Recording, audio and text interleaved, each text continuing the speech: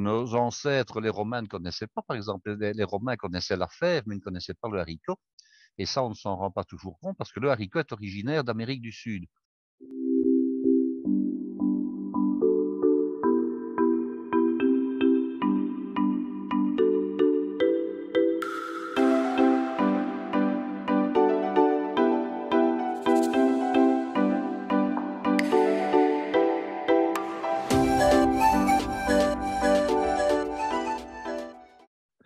Chers amis qui nous regardez, qui nous écoutez, bonsoir. Nous sommes très contents avec mon ami Guy de vous recevoir dans cet épisode de notre podcast, n'est-ce pas Guy? Mais oui, Claude, bonsoir et bonsoir à tout le monde. Bonsoir, bonsoir.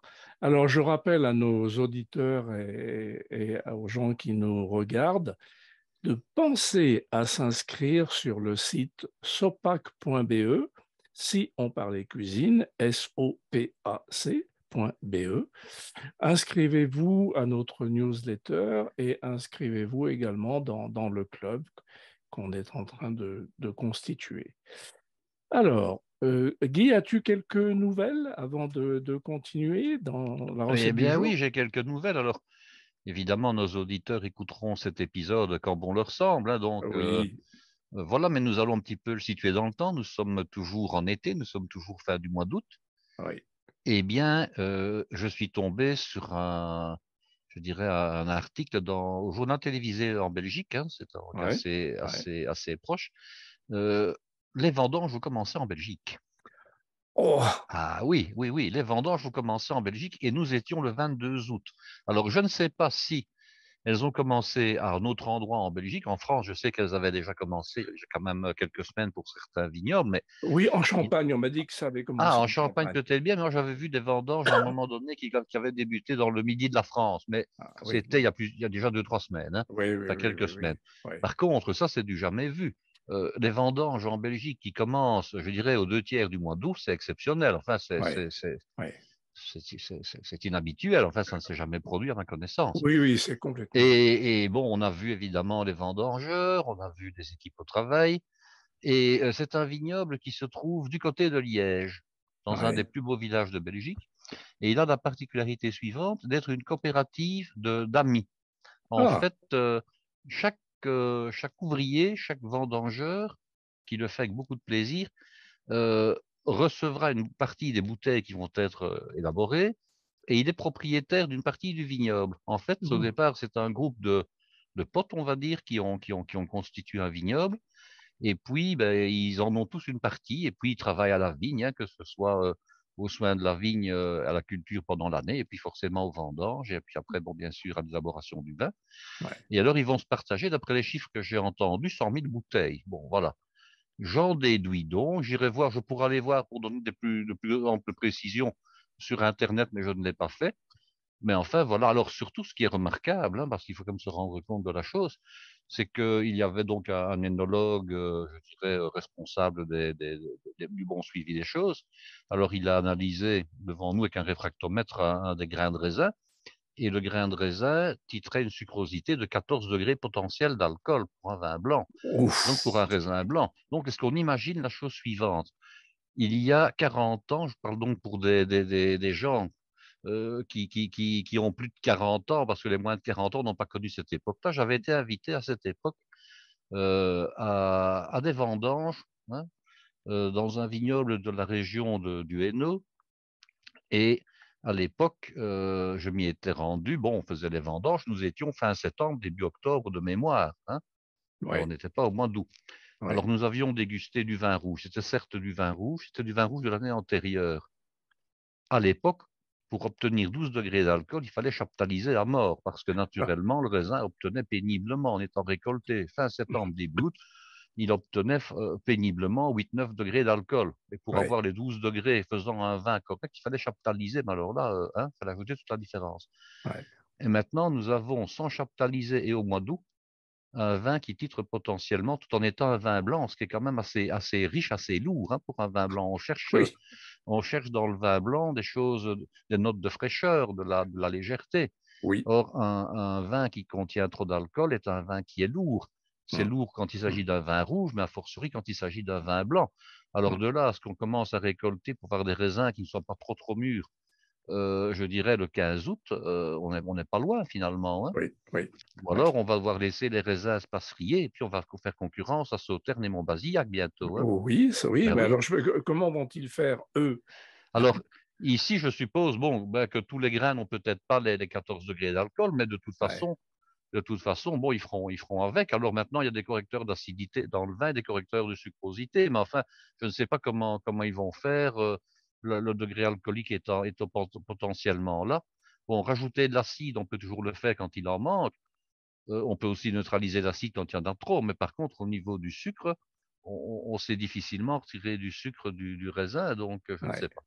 ouais. Ils vont avoir un vin qui va être lourd, qui va être capoté, je suppose. Oui, Enfin bon. ouais. Cette année 2022 est vraiment incroyable et Oui, tout à fait. Alors, ce qu'il faut se rendre compte, c'est quand même qu'on est quand même ici à plus de 50 degrés de latitude nord. On n'est pas, on oui, n'est pas sur la côte d'Azur, on n'est pas en côte du Rhône, on est quand même très oui, au nord de l'Europe et voilà ce qu'on a, hein. oui, oui. Voilà. Mais alors, ça veut dire que peut-être d'ici quelques années, il n'y aura plus de vendanges au moment des gelées. Mais c'est-à-dire qu'au moment des gelées, on peut toujours faire des vendanges parce que les gelées ont une influence différente sur le vin, hein. Absolument, C'est le fait de congeler l'eau, de pressurer le raisin tout à fait. gelé qui Oui, fait qu'on concentre les mous en sucre et qu'on a tout à à ce moment-là fait. des vins moelleux, hein, les Oui, fameux vins de glace allemands, par exemple, hein, voilà, les ice wine, les oui, Eiswein. Bon, oui. maintenant, ici, je ne sais pas ce qu'on va faire. Est-ce qu'on va un jour faire des... Il existe déjà des vendanges tardives en Belgique, hein. Ah oui. Il en existe. On fait un tout petit peu de vin liquoreux certaines années, depuis déjà très longtemps, dans ce qu'on appelle la Provence belge, c'est-à-dire en Gaume au vignoble de Torny. J'en ai déjà vu, hein. Mhm. Je n'en ai pas bu, mais j'en ai déjà vu. Donc, certaines années, ils laissent le vin, le raisin, disons, mûrir plus longtemps que prévu. Le raisin va un petit peu perdre d'eau et va, disons, confire. Et alors, ils font quelques bouteilles comme ça, mais c'est anecdotique. Maintenant, peut-être que ça Ouais. deviendra un jour la norme, mais bon, Oui, voilà, oui, oui. Bon, enfin, on n'y est pas encore. Enfin, voilà. Mais enfin, les vendanges ont commencé, ce qui est quand même à signaler. c'est incroyable, Et incroyable. alors, il y a 2 jours, un des plus beaux cafés de Bruxelles, Art déco, a été détruit. Oh, Alors, le café, c'est le Falstaff qui se trouve à côté de la bourse. Et il se fait qu'il y a eu une réunion, enfin, il y a eu un match de football entre des joueurs suisses et des joueurs d'Anderlecht. Je ne sais pas trop si c'est l'équipe officielle d'Anderlecht ou une autre. Et puis des hooligans ont descendu sur le lieu et ont tout saccagé. Ils ont pris les chaises de la terrasse, des fauteuils, ils ont lancé les tables dans les vitrines, les grandes vitres des fenêtres art déco sont brisées, le mobilier est abîmé. Enfin voilà, ça a été filmé sur Internet. Et alors je trouve quand même qu'on vit des époques assez particulières et assez dérangeantes parce que bon, que les supporters des deux équipes ne s'entendent pas. Bon, on peut comprendre que lors du match, chacun soutient ses partisans, oui, évidemment, sur le terrain. oui, oui. Maintenant que les avant-matchs commencent à être des sujets, des prétextes de rixes, c'est encore autre chose. Que les gens aient envie de se battre, qu'ils se battent au milieu d'une place ou sur une prairie, euh, je dirais à la limite entre eux et puis c'est tout. Mais par Oui. contre, commencer à dégrader le mobilier urbain et qui plus est le mobilier et les établissements privés, je trouve Oui. ça lamentable. Bon, voilà, je n'ai pas d'autre mot Non, à dire mais que ça. oui, oui, non, mais tout à fait. C'est intolérable, voilà. Oui, oui, il faut le souligner et il faut crier haut et fort que c'est tout à fait inadmissible. Ben voilà. On ne peut pas D'autant, tolérer des choses non, pareilles. d'autant plus que c'est un lieu qui est classé en plus, hein. Donc Bah, j'imagine. c'est un endroit qui par son style, sa beauté, son âge, Ouais. est un endroit qui est classé au patrimoine. Donc en plus on détruit. Bon, on peut toujours réparer, on peut toujours refaire à l'identique, mais enfin je trouve quand même ça lamentable de devoir le Oui. déplorer et que des gens n'aient pas plus cette sensibilité par rapport aux choses, aux choses qui se respectent. Je trouve ça dommage, Oui, on se dit qu'il y a c'est déplaisant en fait, voilà. oui, il y a une frange de la population qui ont été élevés de manière différente par rapport aux valeurs que les républiques, enfin que les systèmes politiques véhiculent. Ces personnes-là n'ont pas du tout les mêmes valeurs. Malheureusement, on voit bien que même parmi des grands dirigeants, et on en voit en ce moment, on le voit en ce moment, n'ont pas du tout les valeurs de bonne entente, de démocratie, de probité, d'honnêteté.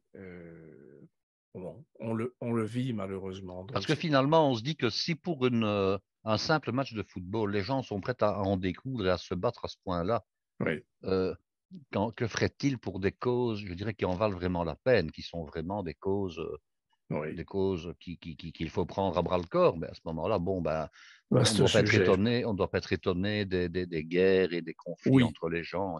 voilà. Voilà, Alors, c'est ça. Guy, à Oui, notre échelle, nous allons essayer d'apporter du bonheur aux voilà. personnes qui nous écoutent et qui nous regardent, parce que quand même, la cuisine, la gastronomie, la bonne bouffe véhiculent des images extraordinaires de bonne entente, de bonne intelligence, De convivialité de aussi, beaucoup. convivialité, de respect, d'abord du respect des produits que l'on travaille et donc du respect des personnes que l'on a en face de soi, du respect des personnes qui nous entourent, même du respect de la personne au sens large. C'est ça qu'il faut que l'on véhicule et dans ce que nous faisons en ce moment, il me semble que on essaie de participer à cette bonne entente, à cette bonne humeur, à ce partage dans une convivialité qui est très importante. En tout cas, c'est notre but, c'est que les repas soient prétexte à choses positives, que ce soit Abs de la part de la personne qui les organise, qui cuisine, qui met malgré tout son cœur, sa passion, son savoir, sa compétence, et qui essaie de la faire partager cet amour des bonnes choses avec oui, ceux qu'il reçoit ou avec ceux pour qui il cuisine. Et ça, je crois que toute une série de grands cuisiniers l'ont déjà fait remarquer, oui, c'est que lorsqu'on cuisine pour les autres, on donne de soi, on donne une partie de soi, d'une oui, manière ou d'une autre, pour le bonheur des autres, en fait. oui, tout à C'est fait. important, c'est important. Et Alors, ben nous, oui, on ne le soulignera jamais assez parce que on voit bien qu'en discutant avec un certain nombre de gens, ce que nous sommes en train de dire paraît pour eux, c'est ringard. oui, tout à fait. On est des vieux jetons, on connaît plus rien, on sait plus rien. On nous demande si on a connu les dinosaures. Donc, il est tout à fait important de dire non, mesdames, messieurs. Les bonnes manières doivent se perpétuer. On a des gens en face de nous, on doit les respecter, on doit les écouter. On ne doit pas tout de suite leur taper sur la tête. Donc, Effectivement. voilà. Donc, Mais continuons. je regardais encore hier des photos de ma visite chez Paul Bocuse où il nous avait reçus si gentiment et du déroulé de tout le repas avec des photos des plats de ce que nous avions mangé à l'époque.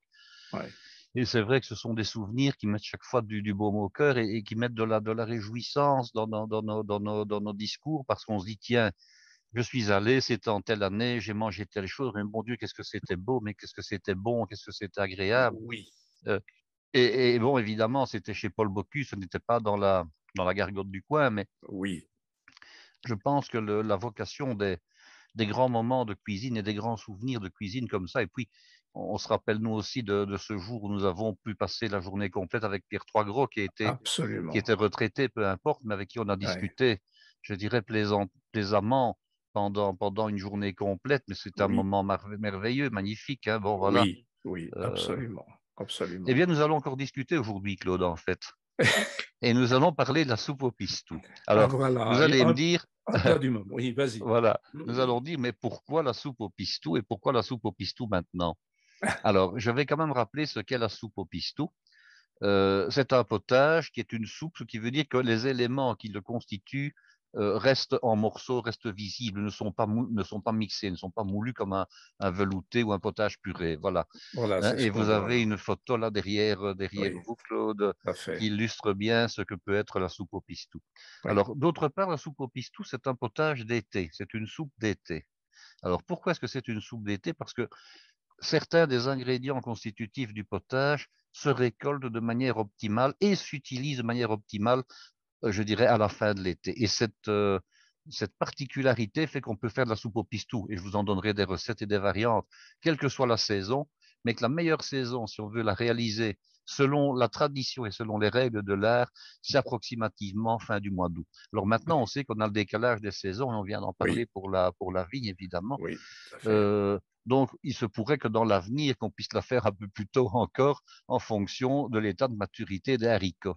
Parce Oui, que c'est une soupe, c'est un potage, donc non taillé, qui est constitué pour bonne partie de haricots secs, mais fraîchement écossais. Alors vous allez me dire, mais c'est un peu paradoxal de dire ça, des haricots secs frais. Bon, qu'est-ce que ça veut dire? Alors il faut savoir que bon, le haricot, c'est une plante un peu particulière que nos ancêtres, les Romains, ne connaissaient pas. Par exemple, les Romains connaissaient la fève, mais ils ne connaissaient pas le haricot. Et ça, on ne s'en rend pas toujours compte parce que le haricot est originaire d'Amérique du Sud.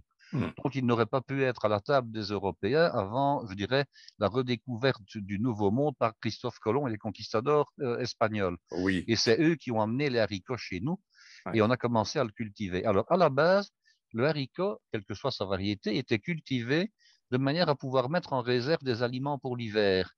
On oui, laissait mûrir les gousses, donc les gousses, ce sont les fruits, hein, je dirais, du haricot qui contiennent les graines en réalité. On les laissait mûrir à fond, donc à un moment donné, la gousse devient ligneuse et puis elle finit par s'entrouvrir parce que le but du haricot, quand il, quand il pousse, ce n'est pas de nourrir les humains, évidemment, c'est de oui, pouvoir se perpétuer l'année suivante. Alors il produit des graines et les graines, elles mûrissent et puis elles finissent par sécher, elles se déshydratent. Et puis après, elles tombent en terre, naturellement, c'est comme ça que la plante fait, hein. Elles tombent en terre, elles sont déshydratées. Alors l'année suivante, au printemps, quand elles sont tombées du bon côté dans un sol meuble, qu'elles n'ont pas été dévorées par les oiseaux ou par d'autres animaux, elles se réhydratent, elles germent et elles repoussent et elles fournissent une nouvelle plante. Bon, ça, c'est la vie du haricot. Et nos ancêtres avaient bien compris la chose, donc, arrivant en fin de l'été, les gousses de haricots sont matures, on les récolte, ensuite on les égrène, donc on récolte les graines, on jette le reste, ça ne sert à rien, et puis on laissait sécher les grains de haricots jusqu'à l'année suivante et on les utilisait tout l'hiver. Alors on en gardait une partie pour replanter, hein. C'est comme pour le blé, on gardait une petite oui, partie pour replanter, on mangeait le reste et on avait comme ça de la nourriture facilement accessible à une époque où les congélateurs n'existaient pas, où la conserve n'existait pas.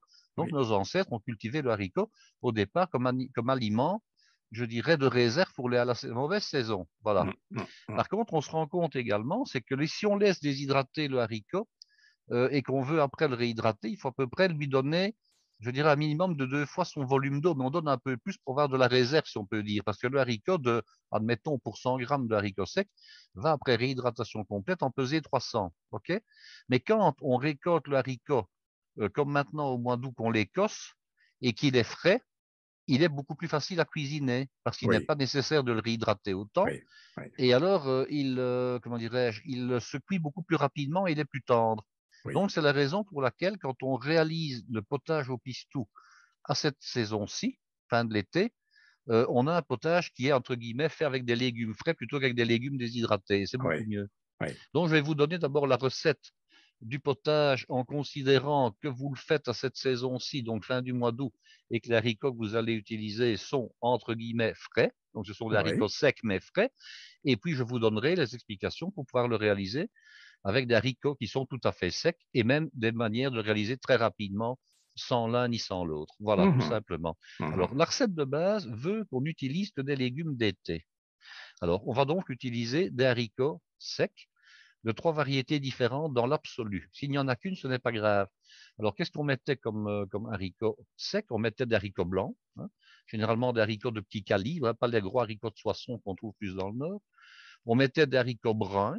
Alors, quand on dit des bruns, ben, il y a plusieurs sortes de bruns. Il y a les rouges, il y a les bruns, il y a des beiges foncés, il y a même des noirs. J'ai par contre une blague avec les noirs, c'est que ce sont des haricots qu'on utilise en Amérique du Sud, dans la cuisine brésilienne, et qu'ils mettent très très très longtemps à cuire et qui sont très durs.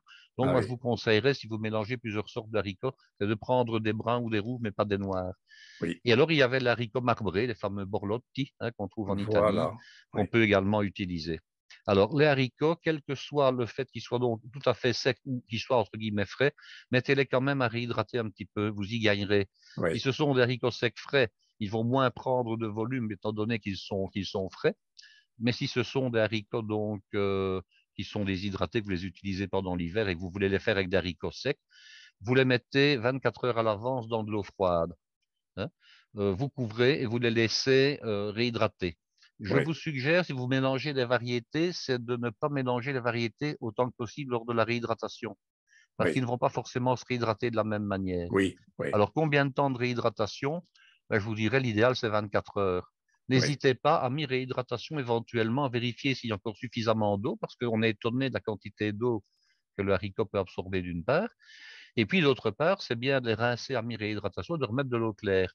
Oui. Autre remarque qui est très très pertinente, tant pour la cuisson que pour la réhydratation, essayez de prendre de l'eau la moins chargée en sels minéraux possible. Ah oui, Alors, nous avons en Belgique une source avec une eau très connue qui est de la source Sparène de l'eau de Spa, hein, qui est une station thermale belge qui est réputée et connue dans le monde, puisque c'est la station de Spa qui a donné son nom dans toutes les langues anglo-saxonnes au phénomène thermal, hein, le spa, hein, SPA. oui, ah oui, oui, oui, Ah oui. oui, oui, oui, c'est Ah, la ville ça de vient de Spa là, d'accord. ça vient de là, qui est la première station à avoir été vraiment la station qui a tout inventé. Elle a inventé le casino pour les jeux, elle a inventé le thermalisme, etc. On l'ignore quelquefois. Et c'était le café de l'Europe à partir du XVIe siècle. Donc on venait de l'Europe entière à Spa prendre les eaux. Et alors c'est une eau, Hmm, en tout cas l'eau de Spa-Rhêne, hein, parce qu'il y a plusieurs sources évidemment, hein, il y a plusieurs poumons, ouais. ce sont les noms qu'on donne aux sources, est une eau qui est extrêmement peu chargée en sels minéraux, puisqu'elle n'a que 30 milligrammes à peu près de sels minéraux dissous. Et alors, pour Mhm. la France, j'ai vérifié, parce que bon, je me voudrais de ne pas être suffisamment informatif. Vous avez une source qui est tout aussi miraculeuse en France et qui est encore moins riche apparemment en sels minéraux. Ce sont les monts Roucou. Mais c'est une Ah eau qui oui, est un peu confidentielle. Je l'ai déjà vue en grande surface en France, oui, on en mais je ne l'ai voit. pas vue partout. Oui. Et Hmm, cette eau-là, elle ne contient que 23 milligrammes de sels minéraux dissous. Donc, elle est encore plus, je dirais, plus pure, si je peux dire, en termes d'eau, hmm, hmm, que l'eau de Spa. mhm. Maintenant, il y avait une technique que l'on voit encore dans certains livres de cuisine et qu'il ne faut pas suivre et que je vais vraiment vous déconseiller. Et ma grand-mère m'en parlait. C'était de cuire ces haricots à l'eau de pluie ou de les réhydrater à l'eau de pluie. Ah Donc, ouais. j'ai bien dit de pluie et non de puits, hein. Oui, oui, de Donc, avec un pluie, de L, de pluie. pluie. Alors, Oui, c'est oui. tout à fait à déconseiller, à proscrire, étant donné que l'eau de pluie est impropre à la consommation humaine. Bien sûr, elle est Pour une chargée de ra- plein de poussière, plein de Elle est chargée saloperies. non seulement de poussière, et puis n'oublions pas, je dirais, ce que les pigeons peuvent faire sur le dessus des toits, hein. Oui, Donc, absolument. l'eau de pluie n'est pas suffisamment saine que pour pouvoir être utilisée en cuisine, ni pour la Oui, réhydratation, ni pour la cuisson. À moins oui, que oui. vous ayez un système ultra performant de purification d'eau, Oui, auquel cas, à ce moment-là, vous pourriez l'utiliser. Mais si ce n'est pas oui, le cas, c'est vraiment à proscrire, hein. Donc, oui, oui. n'écoutez pas ou ne lisez pas, en tout cas, ne tenez pas compte de l'avis de certains livres de cuisine ancienne et n'utilisez jamais d'eau de pluie pour cuisiner vos haricots, même si vous faites bouillir par la suite les haricots. Parce que les toxines et les saletés que les haricots auront pris lors de la réhydratation, vous ne saurez pas les enlever par la cuisson. Donc, je vous le Absolument. dis, hein. Oui, Alors, vous avez donc vos trois variétés de haricots. Qu'est-ce qu'on compte également comme ingrédient et dans quelle quantité? Alors, considérez par exemple pour 4 couverts, il vous faudra 125 grammes à la base de haricots secs avant réhydratation. Alors, vous aurez besoin également de pommes de terre. Alors, l'équivalent de 2 pommes de terre moyennes, pommes de terre qu'on vient de récolter, donc des pommes de terre que je vais qualifier de nouvelles, hein, ou de primeurs. mhm, Vous avez mhm. besoin également de haricots verts, l'équivalent d'une poignée de haricots, donc à peu près 150 grammes de haricots verts. Vous aurez besoin également de tomates fraîches, qui seront intégrées au potage. Alors, je pense que j'ai fait le tour. Alors, vous allez me dire, mais bon, il n'y a pas d'autres légumes, mais ça, j'en parlerai après. Non, effectivement, dans le potage de base, il n'y a pas d'oignons, il n'y a pas de carottes, il n'y a pas de poireaux, il n'y a pas de céleri. Ça, c'est pour des versions, je dirais, aménagées, mais qui sont différentes de la version classique du potage. Oui, Donc, on se contente de ce que je viens de dire, les haricots secs, les haricots frais, donc des haricots verts, de la tomate, de la pomme de terre. Et alors, il y a des pâtes également. oui, Alors, ça paraît curieux de mettre autant de féculents, mais n'oublions pas que jadis, nos ancêtres mangeaient énormément de choses de type féculent. Pourquoi? Parce que c'était des aliments de base. Alors, les pâtes, qu'est-ce que c'est? On ne met pas des pâtes de petit calibre. On met des pâtes de gros calibre ou plutôt de calibre moyen. Guy, si tu veux bien, pour que nos auditeurs comprennent bien, pourrais-tu récapituler les ingrédients que tu mets dans cette soupe au pistou? Parce que j'ai compris qu'il pouvait y avoir d'autres ingrédients, mais Voilà. dans Alors, cette... dans la recette tout à fait traditionnelle, hein, donc je donnerai Oui, des versions plus complètes. Dans la recette tout à fait traditionnelle, et je parlerai des variantes ultérieurement, oui, il y a donc pour 4 personnes à peu près 125 grammes de haricots secs mis à réhydrater, oui. soit une seule variété, soit plusieurs. Il y a également des pommes de terre, l'équivalent de 2 pommes de terre nouvelles. Il y Oui, a 2 tomates, de belles tomates taille standard traditionnelle. J'expliquerai comment on les traite par la suite. Il y a une bonne poignée, donc 150 grammes à peu près de haricots verts frais cette fois-ci. oui, Et il y a également des pâtes parce que nos ancêtres mangeaient énormément de choses qui leur tenaient au corps et les soupes traditionnellement étaient des plats qui servaient de plats complets ou à peu près. oui. Donc ne soyons pas étonnés qu'il y ait autant de féculents dans ce potage. J'ai une question, Guy. Est-ce que tu mets du fromage, du parmesan, des Ah choses mais comme non, ça? ça je vais en parler tout de suite après. Je vais en parler en D'accord, parlant du pistou. d'accord. Donc les pâtes, quelles sont les pâtes? On ne met pas ni des trop petites ni des trop grosses pâtes. On met des pâtes de style les torsades, les fusillis, éventuellement ce qu'on appelle nous des cornettes, mais que vous appelez des coudes, ou bien on dit des coudes en Suisse et puis en France, ça porte un autre nom. C'est des petites pâtes coudées qu'on mange Oui, oui, les avec coquillettes, les des coquillettes. coquillettes, voilà, avec du Oui, fromage et du jambon, tout à etc. fait, tout à fait. Donc, on met éventuellement des coquillettes et du macaroni coupé, éventuellement, qui est aussi la pâte traditionnelle du potage au pistou. Oui, Alors, je vais parler du pistou proprement dit, parce que là, il y a des choses intéressantes à en dire. d'accord. Et on confond souvent, même sur Internet, même dans certaines recettes, pistou et pesto. Oui, En fait, la oui, soupe au pistou est originaire du midi de la France et plus particulièrement du sud-est du comté de Nice, donc en fait des régions qui sont devenues françaises qu'il y a un gros siècle, hein. oui, Et au départ, ces régions faisaient partie de l'Italie puisqu'elles étaient en possession, je dirais, de la couronne de Piémont-Sardaigne et que c'est suite à l'unification italienne à laquelle Napoléon III a participé en fournissant de l'aide au roi Victor Emmanuel, qu'en échange, il y a eu le comté de Nice et la Savoie qui est revenu dans le giron de la France. absolument. Donc, ce sont des régions d'abord de langue traditionnelle de type, entre guillemets, italien, hein, et non pas de Hmm. langue française, sauf la Savoie, mais ce sont également des régions qui sont de tradition culinaire italienne. Oui, Et dans cette région-là, nous sommes dans la Riviera, donc dans la Riviera française, mais qui jouxte la Riviera italienne. Nous sommes tout près de la Ligurie, et la capitale de la Ligurie, c'est Gênes. Et oui, Gênes est la capitale du pesto, oui, parce que c'est avec le basilic génois qu'on réalise le pesto en Italie. Alors le pesto, qu'est-ce que c'est? C'est un mélange de basilic, c'est un mélange de sel, d'huile d'olive, d'ail, auquel on a ajouté du fromage sous forme de parmesan, par exemple, et également des pignons de pain. Hmm. Et la variante française, pardon, du pistou est dépourvue et de fromage et de pignons de pain. Oui, Donc, ce n'est pas la même chose. Alors, on pourrait mettre éventuellement du pesto italien dans la soupe au pistou, mais oui. ce faisant, on ne respecterait pas la recette. Hmm, hmm. Donc, il n'y a normalement pas de fromage dans la soupe au pistou. Et on D'accord. réalise le pistou, je vais vous expliquer comment on fait de plusieurs manières, méthode traditionnelle au pilon, au mortier, et méthode, je dirais, plus rapide avec les mixeurs actuels. Et Oui. ce n'est pas une hérésie. Par contre, ce qui est intéressant, c'est de se rendre compte du glissement sémantique qu'il y a eu. Au départ, le mot de pistou et de pesto vient du pilon, du mortier qui sert à le réaliser. Ah oui, Donc, en fait, le pilon est au départ le mot qui a donné, en italien, donc en dialecte ligure, qui a donné son nom à la préparation. Donc, par glissement sématique, on est passé de l'ustensile à la sauce réalisée. Et puis, oui, on est passé de la sauce réalisée à l'ingrédient principal qui est le basilic. oui, Et puis, après ça, on est passé du basilic, non pas le basilic à large feuille, le basilic traditionnel, mais au basilic à petites feuilles et à feuillage dense.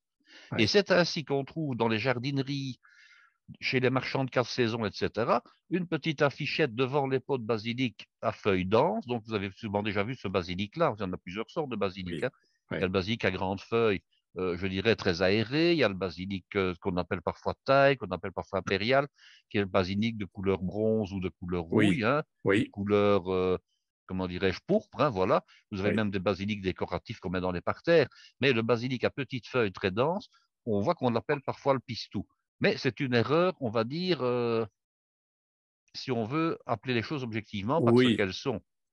Et oui, alors, vous remarquerez, hein, je fais une petite digression, qu'on a aussi un truc qui me fait bondir comme ça, c'est un glissement au niveau du haricot lui-même. oui, Alors, au départ, le haricot, qu'est-ce que c'était? Comme je l'ai expliqué, c'était une plante dont on consommait les graines. Et puis, on s'est un jour rendu compte que si on consommait les graines, du moins les gousses non matures, mais qu'on pouvait les manger. C'est devenu le haricot vert. oui, Le haricot vert, ne l'oublions pas, c'est un haricot qui n'est pas arrivé à maturité, hein. oui, oui, C'est un haricot qui est cueilli avant sa avant, maturité, avant tout à sa fait. pleine saison. Bon. Oui, Et puis après, on a réalisé toute une recette toute une série de plats à base de haricots verts, des haricots à la niçoise, des haricots à la provençale et des haricots princesse. Alors, la recette d'origine du haricot princesse, qu'on appelait anciennement haricot à la princesse, ce sont des haricots qu'on a repassés au beurre après les avoir blanchis, hein, à l'eau bouillante mhm, salée, oui, qu'on a oui, repassé au beurre dans laquelle on a fait tomber des d'échalotes hachées. Ça, ce oui, sont des haricots princesse. Et alors, certainement qu'au restaurant, il y a eu graduellement le glissement suivant, c'est que lorsqu'un client demandait, tiens, quels sont les légumes que vous mettez en accompagnement avec tel plat? Ah, nous mettons des pommes de terre, nous mettons ceci, nous mettons cela. Et la cliente a sans doute demandé, mais est-ce que vous pouvez avoir des haricots? Ben oui, je peux vous mettre des haricots princesse. Et alors, progressivement, dans l'esprit du public, haricot princesse est devenu non pas le nom d'une recette, mais le nom d'une variété de haricots, ce qui est tout à fait faux, évidemment. oui, oui, Et maintenant, quand vous allez au restaurant, qu'est-ce qu'on peut avoir avec ça, monsieur? Je peux vous mettre des princesses. On ne dit plus des haricots verts ou des haricots princesses, je peux vous mettre des princesses. Et c'est oui, comme ça qu'on trouve maintenant au magasin, quand on les achète, non plus haricots verts, mais princesses au pluriel. oui, oui, Alors, c'est comme si, je dirais, donc, en fait, le nom d'une recette est devenu le nom du produit. oui, oui, oui, Et on a ça avec les pommes duchesse. oui, Et on a ça avec les frites. Parce oui, qu'au départ, les frites, c'est un adjectif qualificatif. Ce sont des pommes de terre frites. oui, Avec S à frites, évidemment, c'est un ah, qualificatif. tout Et à puis, fait. pommes de terre frites est devenu des pommes frites. Et là, il Oui. y a déjà une ambiguïté, parce que les pommes frites, ça pourrait être la pomme d'un arbre qui est frite en friture. Le Bon, fruit, oui. de fruits. Et Mm, puis après, c'est devenu tout simplement des frites. oui, Voyez? oui. Donc, l'adjectif est devenu le substantif est devenu le nom. Voilà, petite, je ferme la parenthèse. Non, mais c'est bien. Donc, revenons à notre potage, comment le réalise-t-on? On a mis les haricots secs à réhydrater pendant 24 heures, on les a rincés, on les a égouttés, on les met dans un faitout, dans une casserole, on les mouille avec à peu près 2 litres d'eau. De nouveau, on prend une eau qui n'est pas chargée en sels minéraux, parce que même lors de la cuisson, on évitera de mettre du sel, sinon le sel va durcir le haricot et Oui, il va vous falloir 2 à 3 fois plus de temps pour le cuire, donc, et je oui, n'invente rien, c'est comme ça. oui. Donc, on va le cuire dans une eau qui n'est pas salée du tout, et la cuisson va durer, à frémissement, environ 1 heure pour commencer. Je dis pour commencer, pourquoi? Parce qu'après 1 heure, on va déjà vérifier un petit peu l'état. Oui. On va prendre une écumoire ou une araignée, on va les soulever et on va en goûter un pour voir comment il est cuit. Alors, on sent normalement, est-ce qu'il faut encore un quart d'heure, est-ce qu'il faut encore une demi-heure, et on laisse cuire encore pendant à peu près tout le temps qui manque, moins l'équivalent d'un quart d'heure. Alors, je sais que c'est un petit peu difficile de faire un compte à rebours comme ça et dire, oui, mais bon, combien ça fait? Quand on a un peu d'habitude, on se dit, ben, tiens, voilà, il faut encore un quart d'heure, il faut encore une demi-heure, et pendant ce temps-là, on prépare les autres légumes, évidemment. Alors, si jamais vous avez laissé cuire vos haricots un peu trop ou qui sont déjà juste cuits à point, qu'est-ce que vous faites? Vous les enlevez tout simplement à On les l'écumoire ou avec réserve, oui. l'araignée, vous les mettez sur le côté et puis vous cuirez vos autres légumes dans l'eau de cuisson Oui, des haricots. Alors, les autres légumes, comment allez-vous faire? Bon, les pommes de terre, vous les épluchez, vous les lavez. Si ce sont des pommes de terre du commerce, pas de problème, elles sont déjà vendues lavées. Si ce sont des pommes de terre du jardin où vous avez eu un voisin ou acheté à quelqu'un, ben, vous nettoyez d'abord la terre qui est dessus, vous les passez à l'eau, vous les épluchez, puis vous les rincez une deuxième fois. Et vous les taillez en dés, hein, en petits dés, mm, des dés mm. d'à peu près 6-7 millimètres de côté. La tomate, vous faites la même chose. Vous faites ce qu'on appelle une tomate concassée. Là, je vous explique comment un professionnel fait pour faire une tomate concassée. Il va d'abord enlever le pédoncule, hein, ce qu'on appelle Mm, la queue, la tige. mhm. Ensuite, il va la passer à l'eau, on la lave. Vous allez comprendre pourquoi. Ensuite, avec un économe ou un couteau pointu, on enlève, je dirais, la mouche, c'est-à-dire l'insertion de la tige dans la Oui, tomate, donc la partie un oui, petit peu plus ligneuse qui se trouve dans la tomate. Et on oui, fait une petite croix de l'autre côté, ça permettra de mieux l'éplucher par la suite. Et puis, ben, vous la trempez avec une écumoire ou une araignée, tout simplement, dans l'eau de cuisson des haricots. Vous n'allez absolument. pas faire chauffer de l'eau à côté, votre tomate est propre, donc il n'y a aucune, je dirais, aucune gêne à la monder dans l'eau de cuisson des haricots. Il n'y a pas de problème. Mm. Vous la trempez pendant 10 secondes, vous la mettez dans de l'eau froide dans un petit récipient à côté pour stopper la cuisson, et puis vous l'épluchez. Vous avez donc une tomate qui a été mondée. Maintenant, il faut les pépiner, la couper en petits dés. Alors, on la coupe à l'horizontale à l'équateur. Quand je dis l'équateur, c'est donc, je dirais, non pas de bas en haut, mais latéralement, hein. On la Oui, coupe, oui, disons, dans son absolument. côté le plus renflé. Oui. Et avec le pouce et l'index, on va enlever les pépins. Alors vous allez me dire, est-ce que c'est nécessaire d'enlever les pépins? Alors je vous dirais que dans une version gastronomique, on enlève les pépins. Dans sa version ménagère, on n'est pas obligé. Ouais. Mais pour faire une véritable tomate concassée qui sert par exemple à faire d'autres préparations, on enlevait les pépins. Alors les pépins Oui. n'étaient pas jetés, hein. On Ouais. les mettait toujours dans un Ah bah fond sur le feu. Mais bon, oui. dans le cas du potage ici, ce ne serait pas un crime que de laisser les pépins. Mais je vous Ouais. explique comment on fait une véritable tomate concassée. Ensuite, chaque demi de tomate, on la recoupe toujours à l'horizontale en trois, à peu près. C'est à peu près je dirais la bonne dimension. Et puis transversalement dans les deux sens. Et on a des petits dés de chair de tomate. Voilà. Très bien. Alors, comment dirais-je, ces tomates, ces pommes de terre seront ajoutées donc au potage, ainsi que les haricots verts que vous allez tailler en sifflets. Et j'ai oublié, bon sang de bonsoir, un légume important qui devait entrer dans le potage et qui est classique, c'est de la courgette. Donc, on Ah met une oui. petite courgette également, voilà, une Oui. courgette verte, hein. On met une Oui. petite courgette euh, qu'on va, euh, qu'on va également tailler en dés. On coupe les deux extrémités, on la lave, on ne l'épluche pas, hein, on garde Non. la peau verte de Oui. manière à ce que ce soit joli. Oui. Maintenant, vous n'avez pas de courgette verte, vous mettez une courgette jaune, ce n'est pas un problème non plus, hein. Oui. Oui. Et alors, Tu l'as blanchi non, on met tout en même temps, sauf les cru? pâtes. Donc, on Oui. met tout ça en même temps et vous allez compter une dizaine de minutes de cuisson pour tous ces éléments-là. Alors, on dit D'accord. traditionnellement qu'une pomme de terre, elle met 20 minutes à cuire, hein. En Oui. réalité, comme elle est coupée en petits dés, en 10 minutes, elle va être cuite. Oui. Oui. Alors, comme les pâtes cuisent généralement 7 minutes, on ne les met pas en même temps. Pourquoi? Sinon, on a des pâtes qui sont surcuites. Si on veut Oui. garder Oui. les pâtes un tout petit peu al dente, eh bien, on les met 2, 3 minutes après avoir mis les autres ingrédients. Oui. Voilà.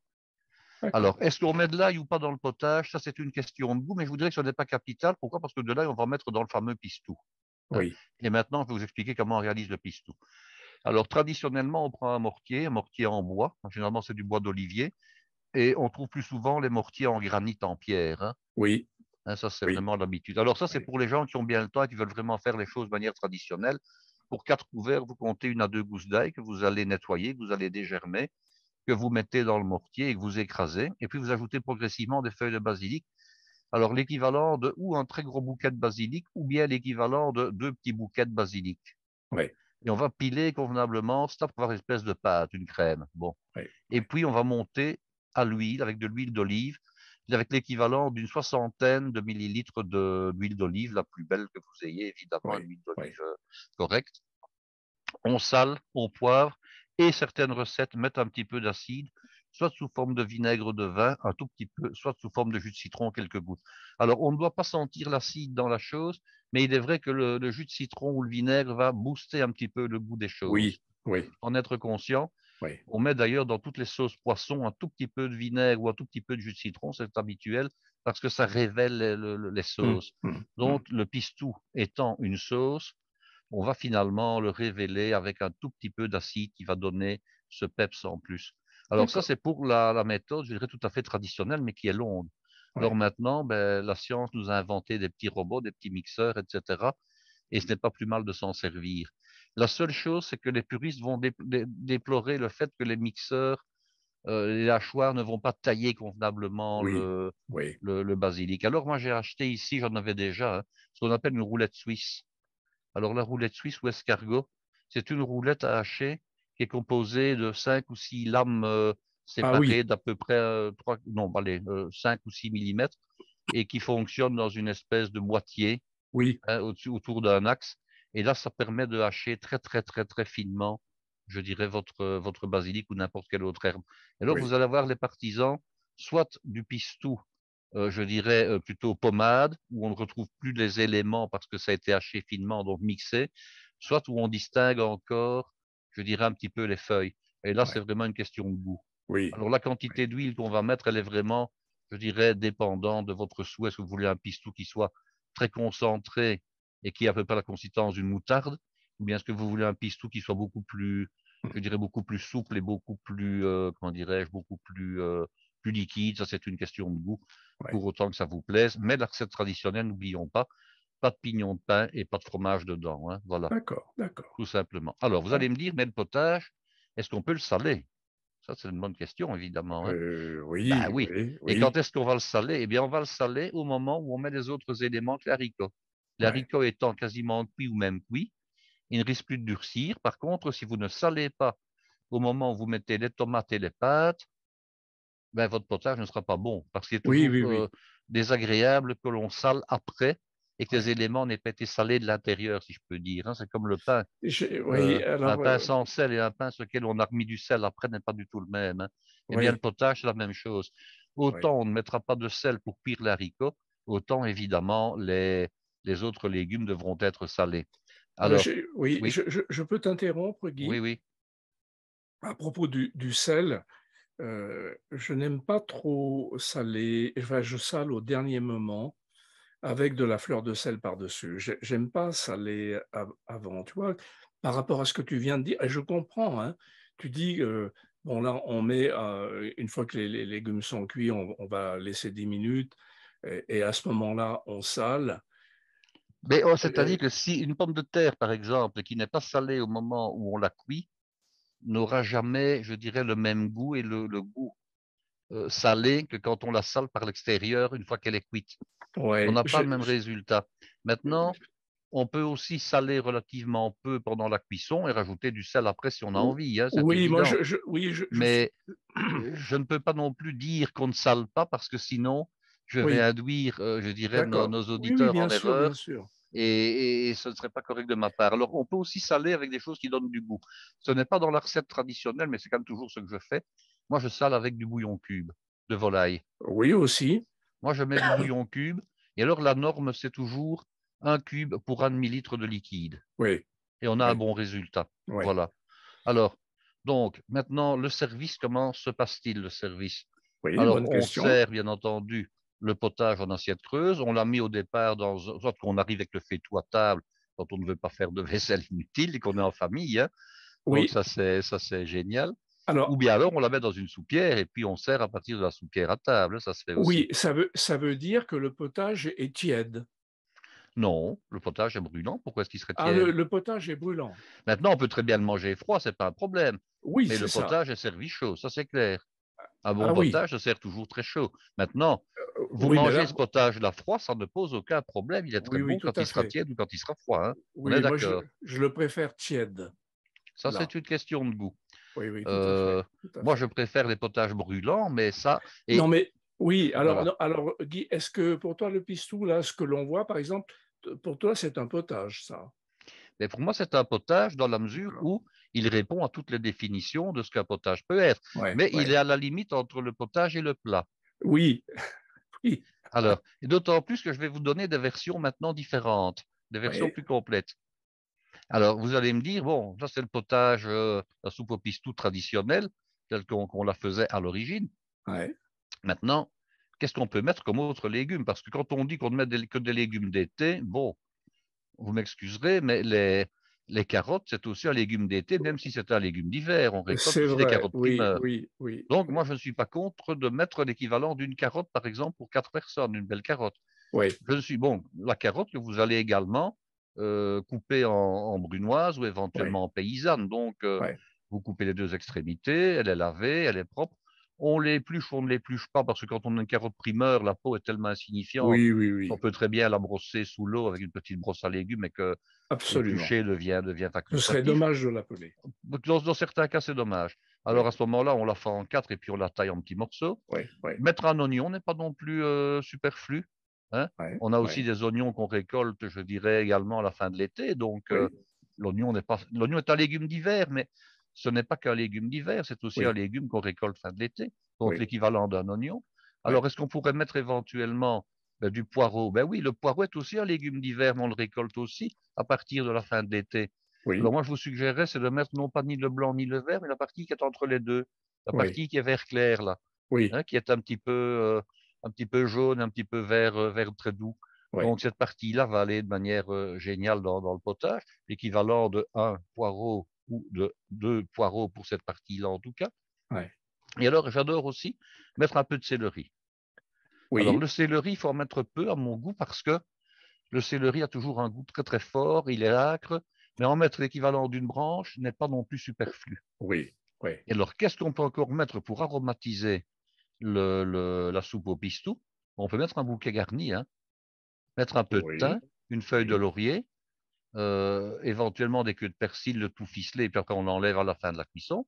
Il n'y a oui, aucun problème, ça va donner du plus. Et oui, alors, j'ai vu des versions où on mettait en plus de la tomate fraîche, on mettait quelques cuillerées de concentré de tomate. oui, Alors, on a un potage qui est plus tomaté. De nouveau, oui. ce n'est pas dans la recette d'origine, mais c'est pas pour ça que c'est mauvais. Oui, oui, Hein. absolument, Il ne faut pas en faire absolument. un potage tomate, soyons clairs. Hein. Ce n'est pas Oui, du oui, oui, minestrone qu'on oui, fait. oui, Hein. Mais par absolument. contre, mettre un tout petit peu de concentré de tomate si on aime bien, une cuillère à café pour 4 couverts, pourquoi pas.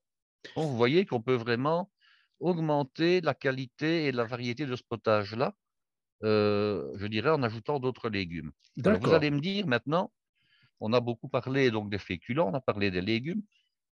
Qu'est-ce qu'on pourrait mettre pour que ce potage soit complet? Parce qu'on a parlé des protéines il y a un épisode ou deux quand même. Hein. Le dernier épisode. Et il faut se rendre compte, c'est que là, il nous manque certains acides aminés, puisqu'on n'a mis que des féculents et que les féculents n'ont pas tous les acides aminés indispensables. Oui, oui, Donc, il faudrait compléter par un peu de viande. ouais. Alors, de nouveau, ce n'est pas dans la recette traditionnelle, mais vous trouverez sur Internet des recettes où on en parle et où on le met. On met un peu de lard fumé, Ah, coupé en morceaux, tout d'accord. simplement. Ouais. Alors, le lard fumé, il y a deux possibilités. Soit c'est du lard fumé qui est cuit, ou c'est du lard fumé qui est cru, parce que les deux variétés existent. Mhm, Donc, si le lard fumé est déjà cuit, vous coupez, par exemple, l'équivalent d'une demi-tranche par personne, hein, un peu mhm, épaisse. Il n'est pas mhm, nécessaire d'en mettre davantage. Si mhm, vous avez entre 25 et 30 grammes de lard par personne, c'est déjà bien. mhm. Et vous le coupez en lardons. S'il est cuit, vous Oui, le mettez en même temps que les légumes que vous ajoutez à la fin. Si oui, maintenant le lard était cru, vous devez le cuire. Par oui. contre, il n'est pas question de le cuire en même temps que l'haricot. Ah Pourquoi? oui, ah bah oui, Parce qu'il est salé. oui. Donc à ce moment-là, vous le cuisez à part dans un peu d'eau, tout simplement, mais vous devez le cuire l'équivalent d'une heure et demie aussi. Oui, Alors moi, je suggère quand même très très fortement, c'est d'utiliser du lard qui est déjà pré-cuit. Hein. oui, C'est quand même oui, l'idéal parce que, oui, bon, si vous devez le cuire pendant une heure et demie pour qu'il soit vraiment bien tendre, comme le lard du cassoulet, vous allez utiliser beaucoup d'énergie. Donc prenez du lard braisé fumé. oui, oui. Alors vous allez D'accord. me dire, mais avec tout Et, ce qu'on nous incite maintenant pour faire des économies d'énergie, est-ce pas moyen de gagner du temps et de gagner de l'énergie? ouais, Quelle est ouais. la réponse? Ben, non, il faut faire ce qu'il faut, quoi. Hein. Oui, mais Voilà. il y a Mais moyen de faire ce qu'il faut et tout en trichant un petit peu pour gagner du temps. Et oui. alors, pour gagner du temps, ben, il suffit d'utiliser des haricots en boîte qui sont déjà cuits. Ah oui, ah Ah oui, oui, ah oui, ah oui. Et les oui, mais haricots bon, en boîte ne sont pas mauvais parce que oui, bon, on d'accord. trouve de très beaux haricots blancs en boîte, on trouve de très beaux haricots bruns en boîte, on trouve de très beaux haricots borlotti en boîte. Et à ce Bon, moment-là, qu'est-ce qu'on fait? Eh bien, on cuit d'abord ces légumes dans de l'eau qu'on peut saler au départ. On cuit les légumes dans de l'eau dans laquelle on a mis éventuellement du bouillon cube. Et quand les légumes sont cuits, on rajoute tout simplement le haricot cuit. Alors, on ne respecte plus évidemment la recette traditionnelle, mais on aura absolument. le même résultat à la fin. Ouais, Et je ouais. serais curieux de voir dans une dégustation à l'aveugle combien de personnes vont pouvoir dire quel est le potage qui était réalisé avec des haricots secs qu'on a réhydratés et avec des haricots cuits en boîte qu'on a Sans doute, simplement ajouté à la fin. sans doute, sans doute, sans Alors, la doute. différence, c'est que d'un côté, il va vous falloir cuire pendant à peu près 2 heures de potage, et de l'autre côté, vous allez le cuire pendant un quart d'heure maximum. Oui, oui, oui, oui, d'accord. Alors, malgré tout, Oui, bon, alors sans compter que tout le monde n'a pas non plus un temps infini à passer en cuisine. oui, oui, oui, On je peut très comprends bien parfaitement. avoir une famille qui décide de manger un soir quelque chose de bon, quelque chose qui est fait maison, avec des légumes qu'on a sous la main, Mais on n'a pas forcément 2 heures entre le moment où on rentre, les enfants qui doivent prendre le bain, qui doivent faire leurs devoirs, qui doivent réviser leurs leçons, papa qui regarde déjà les infos, et maman qui passe 2 heures en cuisine à faire tout ça. Donc, on peut très Absolument. bien choisir de manger en un quart d'heure ou bien d'attendre 2 heures que ce soit prêt. Alors, Et alors, juste, oui, voilà. Donc, euh, je dis qu'il y a des solutions et que les moyens que le génie de l'agriculture et de l'agro-industrie mettent dans nos mains nous permet de de gagner. travailler et de gagner du temps. Tout à fait, je suis d'accord, je suis d'accord. Et alors, justement, Guy, donc, ce potage, ce pistou est prêt. On va passer au service. Donc, comme tu le disais, soit on sert à l'assiette, soit on amène la soupière sur la Oui, table. C'est beaucoup plus convivial, tout le monde est là. C'est un peu un plat de fête aussi, hein?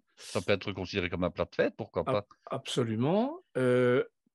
Et alors, Donc, on met le pistou dans une saucière ou dans un bol à part, oui, avec une cuillère, et chacun en prendra dans son assiette et le mettra au-dessus de son potage, selon son désir, peu ab- ou beaucoup. Et absolument. chacun le mélangera peu ou beaucoup avec le restant du potage pour pouvoir le déguster aussi comme il le désire. Il y a des Oui, gens qui diront, moi je le laisse se diluer, on va dire spontanément, naturellement, un peu au petit bonheur la chance.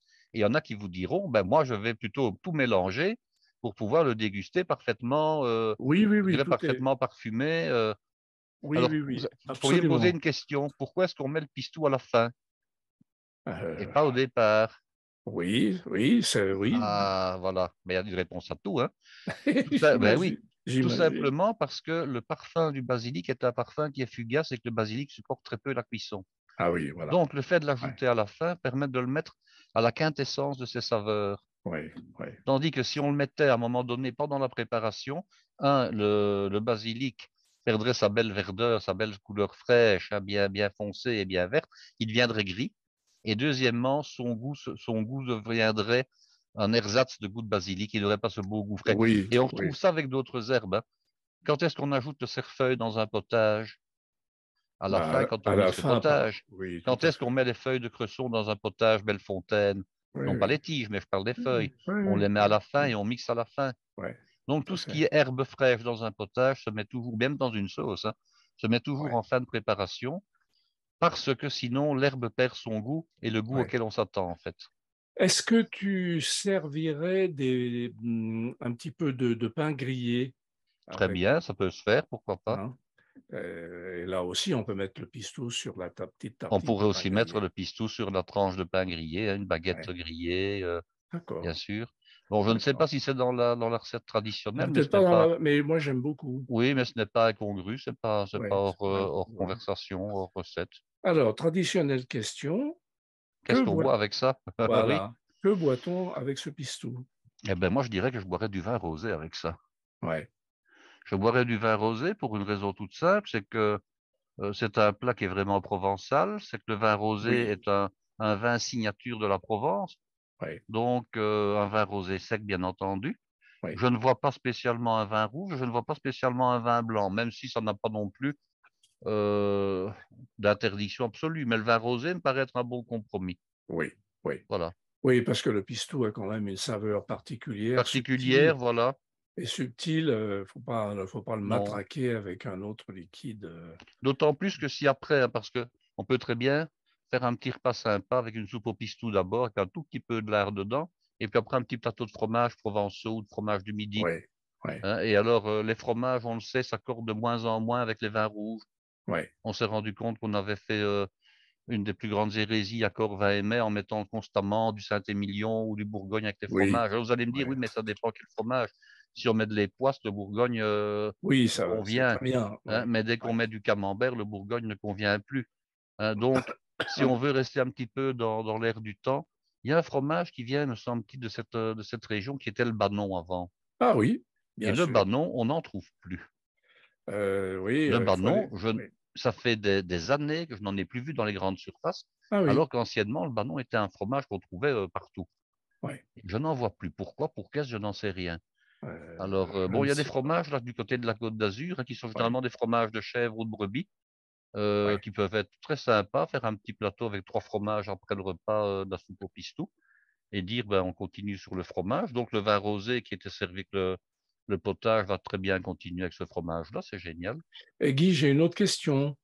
Pour ne pas mettre de lard ou de poitrine, Oui.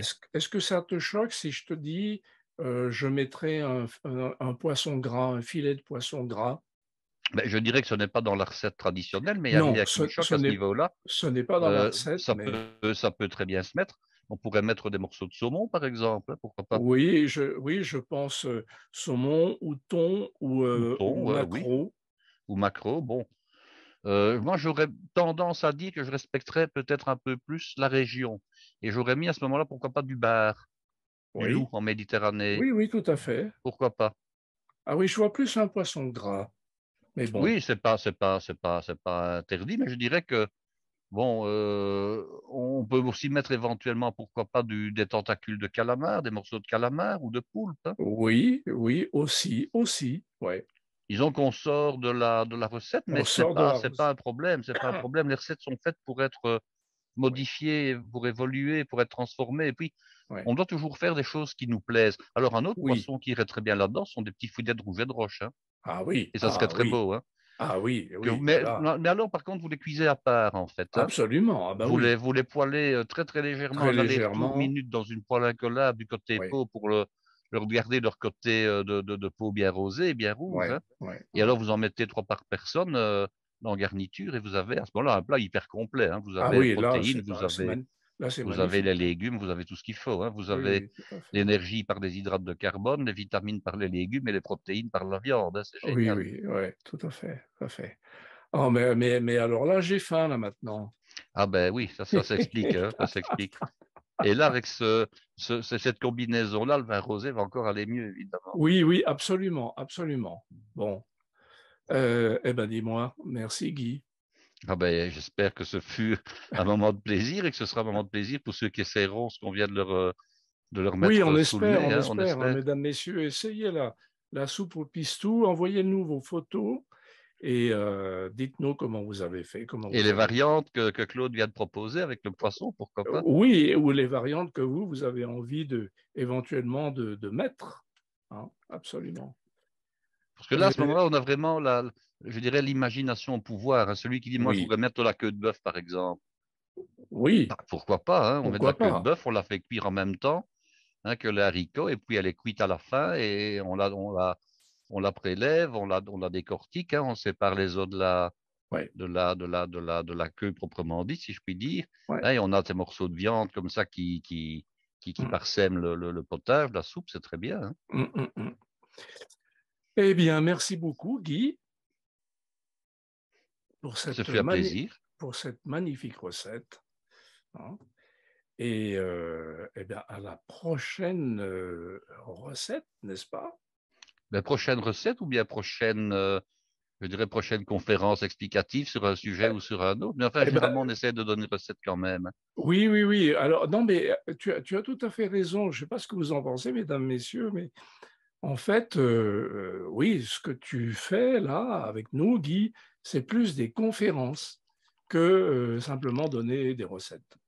Ce sont des conférences. Tu nous fais des conférences. Eh bien voilà.